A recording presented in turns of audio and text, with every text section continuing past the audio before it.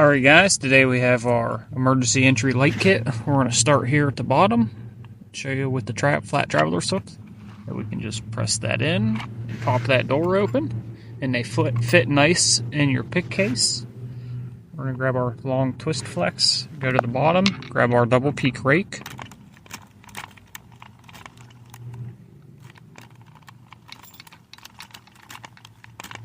Get that open, go to this middle one with our quad rake, get that open, then grab our elephant trunk to single pin pick this top one.